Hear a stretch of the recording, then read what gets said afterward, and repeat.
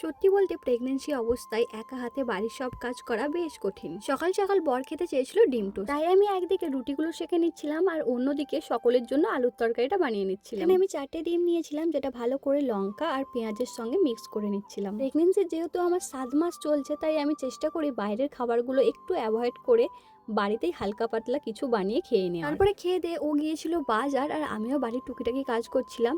আর দেখলাম ও বাজার থেকে দেখো কত সুন্দর পাবদা মাছ নিয়ে এসেছে। জানো তো, আমাদের এইখানকার বাজারে পাবদা মাছ খুব একটা আসে না, তাও ভাগ্যক্রমে যদিও আসে, ও যদি বাজার যায় তখন নিয়ে আসে। আর দেখো আমার হাতের চিটোর থেকেও মাছগুলো কতটা বড়। আজকের মাছটা অনেকটাই ফ্রেশ ছিল। মাছগুলো নিয়ে আসার পর আমি ভেবেই নিয়েছিলাম এটা দিয়ে কিন্তু আমি সর্ষে পাবদা করব। আর যেই ভাবা সেই কাজ। রান্নার শেষে আমি একটা আখরোট ভেঙে খেয়ে নিয়েছিলাম। এটা খাওয়ার কথা তো আমার মাথায়ই থাকে না। তোমরা হয়তো অনেকেই জানো প্রেগনেন্সি অবস্থায় ছোলা আর মুগ কড়াই এই স্প্রাউটগুলো কতটা উপকারী। তাই জন্য ও ছোলা আর মুগ কড়াই নিয়ে এসেছে, সেইগুলোই ভালো করে আমি ডিপের মধ্যে ভরে রাখছিলাম।